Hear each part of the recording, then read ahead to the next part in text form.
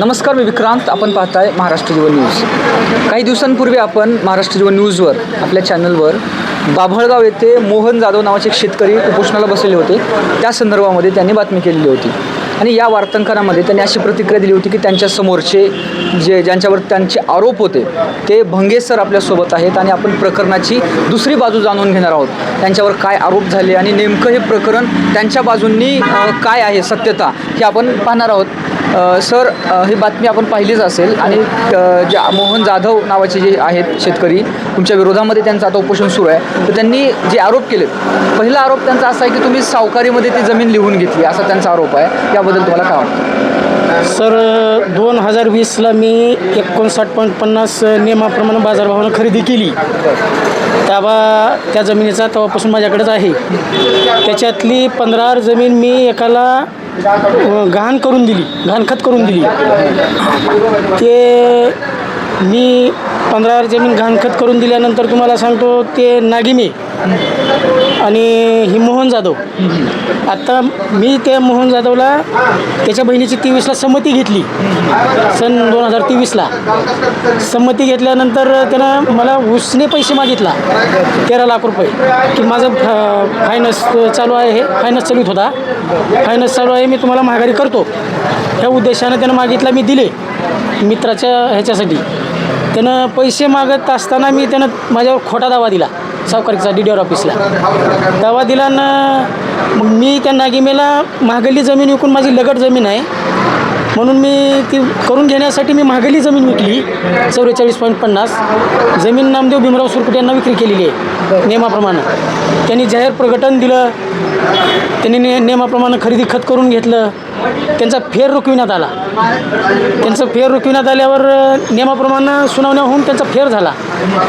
तर त्यांनी बेकायदेशीररित्या त्या स्पॉटवर उपोषण करत आहेत. आता मला सांगा, आता याच्यामध्ये जो आपण अँगल हा सांगितला की वैयक्तिक अडचणीमुळं त्यांनी तुम्हाला पैसे मागितले होते 13 लाख रुपये आणि मित्रत्वाच्या नात्याने तुम्ही ते दिले. पण तुम्ही बातमीमध्ये त्यांनी याबाबत खुलासा केला होता, म्हणजे आपण थोडक्यात एक प्रतिक्रिया दिली होती. ते म्हणतात की ते 13 लाख त्यांनी त्यांच्या अकाउंटवर, तुम्ही त्यांच्या अकाउंटवर त्यांच्या बहिणीच्या अकाउंटवर विभागून पाठवले. 6.5-7 लाख अशी काहीतरी अमाऊंट होती. 6.5 ही गोष्ट खरी आहे का? नाही, 6.5 लाख रुपये तुम्हाला सांगतो दोघांच्या खात्यावर मी पाठवली. मेघा शिवराम गायकवाड, मोहन काकासाहेब जाधव. हिनी सांगितल्यामुळेच पाठवले द्या आम्हाला पैसे म्हणून. हा, उसने मागितला मोहननं. त्यावेळेस तुम्हाला सांगतो त्यानं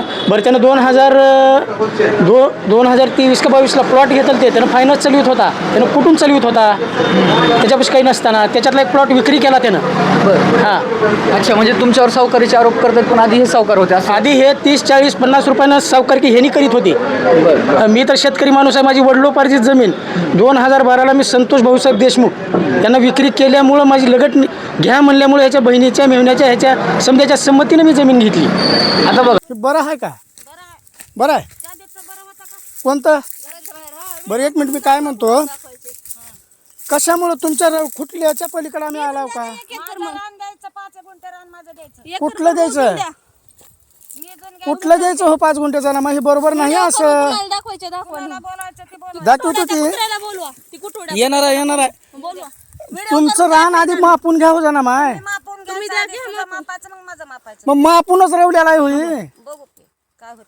तुम्ही ही जमीन खरेदी केली आणि पूर्णपणे कायदेशीर खरेदी केली असं तुमचं म्हणणं आहे. आणि चर्चेच्या दरम्यान तुम्ही मला काही रेकॉर्डिंग्स दाखवलेले आहेत, तुमच्याकडे काही व्हिडिओ पुरावे आहेत. ते आपण त्यामध्ये 2 गोष्टी बद्दल बोलणी झालेली दिसते. जसं की तुम्ही त्यांच्या आईला विचारणा केलीत की काय प्रकार सुरू आहे आणि तुम्ही माझ्या शेतांमध्ये जे खुटा रोवलेले आहेत ते काय उपसताय वगैरे. दुसरी गोष्ट, 5 गुंठे माझी जमीन द्या, अशा प्रकारचं त्यांचं एक बोलणं व्हिडिओमध्ये येतंय. हा काय प्रकार आहे? काही नाही. त्यांना तुम्हाला सांगतो, एकतर 5 गुंठे जमीन म्हणजे आता ते झाल्यात बरबाद. त्यांना 5 गुंठे जमीन तर द्या, नाही तर सुरुवात तुम्हाला सांगतो 50 लाख रुपयाची खंडणी मागितली. 50वरलं 20वर आले, 20वरलं तुम्हाला सांगतो 15वर आले. अख्ख्या पोलीस प्रशासनाला माहिती आहे ते की ह्यांनी खंडणी मागायल्यात म्हणून. हां, द्या, नाही तर त्या जमिनीत जायचं नाही बघताव आम्ही. हे तुम्हाला सांगतो, हे गुंडगिरी लोक जास्त त्रास देऊ लागलेत आम्हाला. मी आहे एकलपाई माणूस, एकटा आहे, त्याच्यामुळे मला दुनियाचा त्रास करायला ती लोक. आता बघा हे उपोषणाला बसलेत, त्याच्यामध्ये त्यांच्या काही मागण्या आहेत आणि त्याच्या रिलेटेड एक गोष्ट आहे ती म्हणजे सावकारी जे अर्धन्यायिक जिल्हा उपनिबंधक ऑफिस आहे, आपण त्याला ते सावकारी न्यायालय म्हणून थोडक्यात, तर त्या ठिकाणी त्यांचा एक दावा दाखल आहे किंवा तक्रार दाखल आहे, तर त्याच्यावर काही सुनावणी झाली आहे का किंवा त्याचा काही निकाल तुमच्या किंवा त्यांच्या बाजूने आला आहे? नाही नाही, निकाल नाही, सुनावण्या चालू आहेत. सुनावणी 2 का 3 तारखा झालेली आहेत. बरं. आता तिथं जिल्हा उपनिबंधक साहेबच नसल्यानंतर वकील तर काय करणार आहेत? हो. या माध्यमातून पोलीस प्रशासनाला तुमचं आणि शासनाला तुमचं काय आव्हान आहे या माध्यमातून काय सांगता? त्यांच्यावर कठोरात कठोर कारवाई व्हावी. हा, नियमाप्रमाणे बाजारभावानं मी जमीन खरेदी केली. मी समोरल्याला तुम्हाला सांगतो, मला फिरून 15 गुंठे घ्यायची होती म्हणून मी तुम्हाला सांगतो नामदेव सुरकुटे यांना विकली ही फिरवून घेऊ म्हणून. ते नागिमे आणि ती मोहन जाधव यांनी संगमनत करून माझ्यावर खोटा आरोप केलेत सावकारकीचा. मी इथं कुठल्याही परिसरात विचारा मी सावकारकी करतोय का? हां, म्हणणं असं आहे की तुम्ही सावकारकीतून ती जमीन लिहून घेतली, त्यांनी तुमचे पैसे परत केले आणि आता तुम्ही पैसे घेतले आणि तुम्हाला जमीन ही पाहिजे असं त्यांचं म्हणणं आहे. सर, सावकारकीमध्ये जमीन जर लिहून दिली असती तर त्यांनी पहिलं बहिणीची, माईची, बायकोची, पुन्हा राहिलेल्या बहिणीची 23ला संमती दिली असती का? त्यांनी चूक दुरुस्ती क्लिअर केलेली आहे. त्यांनी चूक दुरुस्ती करून दिली नंतर केली असती का? ही सावकारकीमध्ये असते तर त्यांच्यावर कठोरात कठोर कारवाई व्हाव्या. ज्यावेळेस मी पुढल्या पार्टीला सुरकुटे यांना जमीन विक्री केल्यानंतर त्यांना बोलवून घेऊन राहुल काकासाहेब जाधव आणि त्याचा एक चुलत भाऊ त्या स्पॉटवर आला की बरोबर आहे का? तर बरोबर आहे रवा असं म्हणल्यानंतर त्यांनी माणसं लावली, 5-6 माणसं लावली. 4-8 दिवस खंदायला लागलं. त्यांनी तार पोल पूर्ण आणून रवली. बरोबर आहे म्हणल्यानंतर त्यांनी रवली कुठं रवताना पुन्हा चालू केलं हे नाही. बरं, मग आता तिथं जी तुम्ही फेन्सिंग केली, हा, बोर घेतला त्यांनी, लाईट ओढली, तार फिनिशिंग पूर्ण रात्रीच्या जाऊन पाडली त्यांनी. हां, दिवसा एकही पोल पाडा नाही, फक्त दिवसा त्याची बायकून त्याच्या माईनं तुम्हाला सांगतो. तर मी स्पॉटवर गेलेलो त्या ठिकाणी, ते तुमच्याकडे मी दिलेला व्हिडिओ. तुमचं जे नुकसान झालं तार फेन्सिंग पाडल्यावर साधारण किती रुपये झालं? कमीत कमी 4 लाख रुपयाचं झालं ते. त्या संदर्भात काही तक्रार वगैरे दिली आहे? तक्रार दिली आहे. मी एस पी ऑफिसला तक्रार दिली आहे, सुरकुटे साहेबांनी ग्रामीणला तक्रार दिली आहे.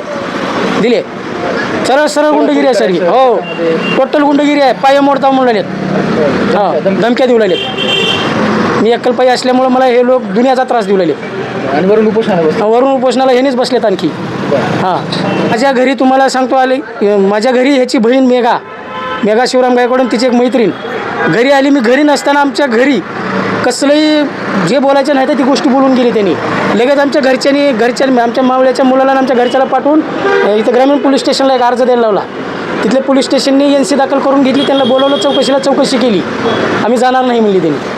बरं, मागच्या काळात काहीच नाही, एकही पुरावा दिलेला नाही त्यांनी. नाही, तिथं मंडळ अधिकाऱ्यापाशी बी दिलेला नाही आणि इकडे पोलीस स्टेशनला 3 महिने पोलीस स्टेशनला पुरावा आणून दे काय ते म्हणले, त्यांनी काहीच दिलेलं नाही त्यांनी. भंगे यांनी महाराष्ट्र जीवन न्यूजवर मांडलेल्या आपल्या बाजूचा पुरावा म्हणून जाधव कुटुंबियासोबत झालेले ऑडिओ संभाषण जे त्यांनी रेकॉर्ड केलेलं होतं ते महाराष्ट्र जीवन न्यूजशी शेअर केलेलं आहे आणि आम्ही आमच्या दर्शकासाठी ते शेअर करत आहोत.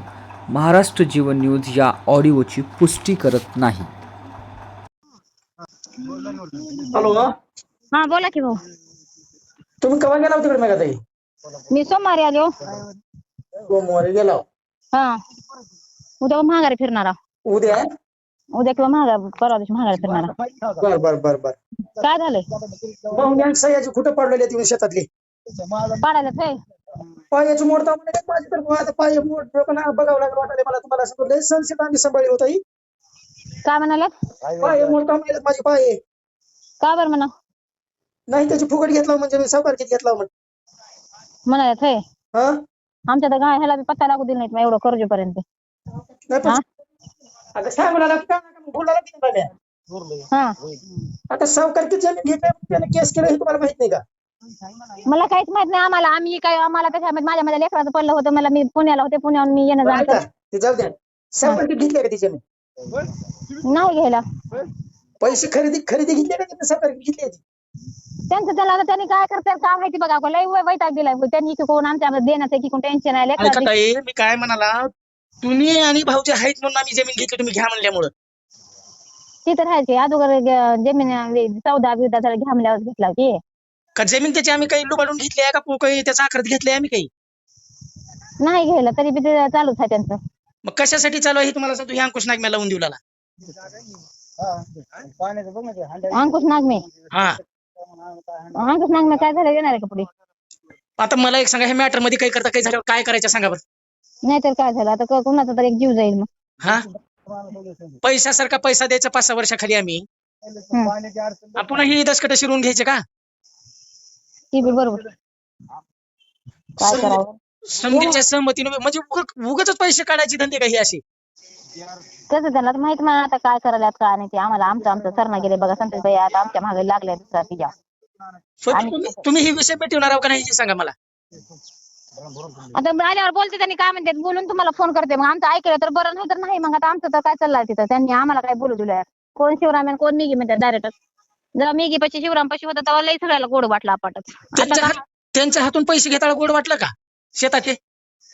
कुणाच्या तुमच्या का त्यांच्या? शिवरामच्या आणि मेघाच्या हातून पैसे घेताना गोड वाटलं शेताचे संतोष भंग्याकडून मध्येच ठेवून त्यांना करून घ्यायला?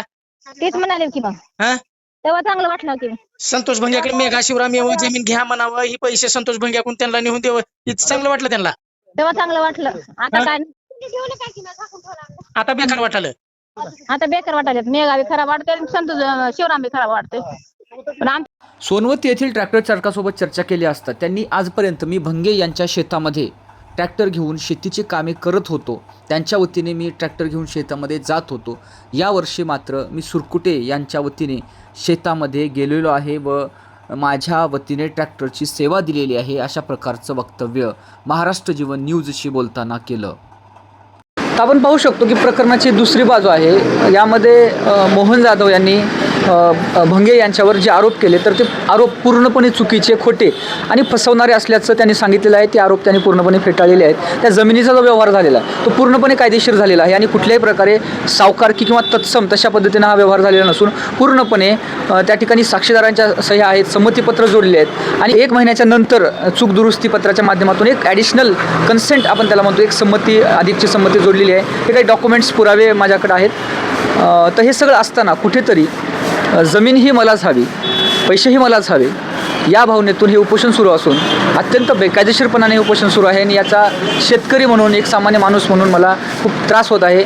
या प्रकरणावर लातूर जिल्ह्याचे माननीय पोलीस अधीक्षक असतील किंवा माननीय जिल्हाधिकारी साहेब असतील यांनी लक्ष देऊन लवकरात लवकर संबंधितावर कठोर कारवाई करण्याची मागणी त्या ठिकाणी भंगे यांनी केलेली आहे. हे प्रकरण पुढं काय वळण घेते आपण पाहूयात. मात्र कुणावरही अन्याय होणार नाही याची काळजी प्रशासन नक्की घेईल याची खात्री वाटते. विक्रांत शेंके, कॅमेरा पर्सन प्रज्वलसह महाराष्ट्र न्यूजसाठी लातूर.